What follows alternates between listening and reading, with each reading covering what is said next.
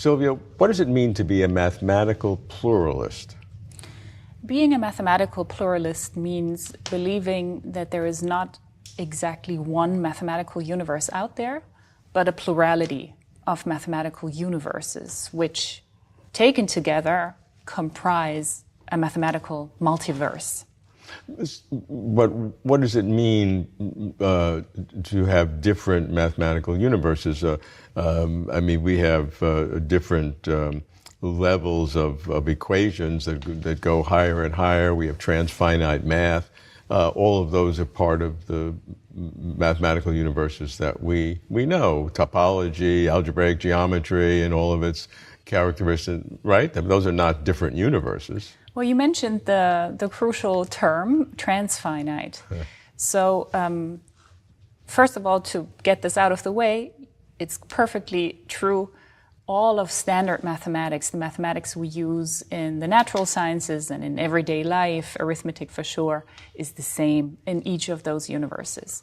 So the motivation to believe in a multiverse comes in only at the level of the transfinite. Okay.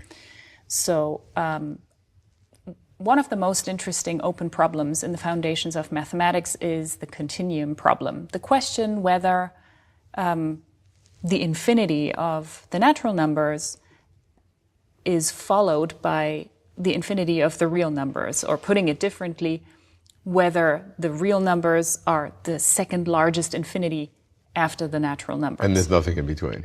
And then there is nothing in between. So that's what the continuum hypothesis says, and to just process that. Yeah, quickly define the real numbers and the natural numbers and the real numbers. Well, the natural numbers are 1, 2, 3, 4, 5. Right. Those we use all the time. And then the real numbers are the, fractions. Fractions. I mean, they also include the natural numbers, but also have fractions, and they also have those numbers that have many, many digits after the comma, and potentially infinitely many digits. Digits, right. So Georg Cantor. So both are infinite. But that's right. But real infinities numbers of different sizes, and that's already it's so interesting to think about that, because in school we learn that once something is infinite, that's just it. Two infinite things have the same size because they're both infinite, and it's not correct. Georg Cantor, a German mathematician, showed in the late 19th century that you cannot line up the real numbers with the natural numbers. So the infinity of the real numbers is uncountable. That's what it's called. So it's a larger infinity than the natural numbers.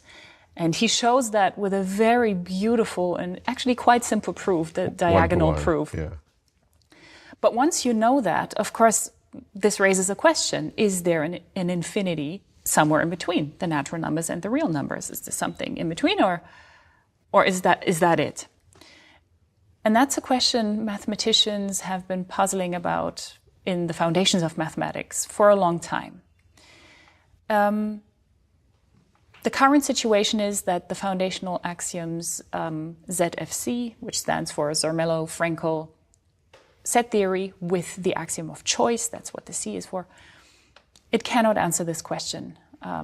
Gödel showed that the continuum hypothesis is consistent with ZFC. Paul Cohen showed that its negation is also consistent with ZFC, which means it's a mathematical question that is independent of the ZFC axioms. It cannot be decided in that system.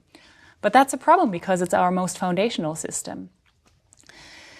So there are different ways of approaching this issue. Gödel himself believed that this must mean that our current foundations of mathematics are incomplete. We need perhaps one or several more additional axioms in order to be able to answer that question definitively.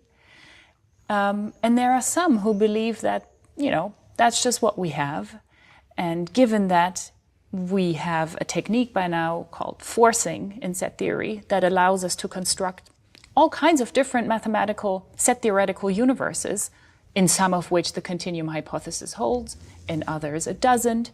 Well, that's all the answer we're ever going to get, because our mathematical intuitions are not strong enough to pin down exactly one of those very many set theoretic universes as the uniquely correct one. So of all the different mathematical universes that can be conceived, is the only difference the continuum hypothesis, or there are now other kinds of differences that would also appeal? Because you said that the natural numbers, the real numbers, are present in all of them. Yes. Well, there are a lot of currently unanswerable set theoretical questions that are open, that you could answer in the multiverse just by constructing universes where one of those questions has a positive answer or a negative one. And then you have the combinations of all the different unanswerable questions in different universes. So if you had if you had 100 different unanswered questions, that's not just 100 different universes, because they could be all different combinations of those numbers. That's right. So you get some of those universes are nested within one another, right. But some are sort of completely isolated from one another, and that's just that. One perspective on open questions in mathematics, given that they don't have any relevance to applied mathematics, right. is to say, well, that's just it. Yeah. Quine called those parts of mathematics mathematical recreation. It's like playing around with symbols, as it were.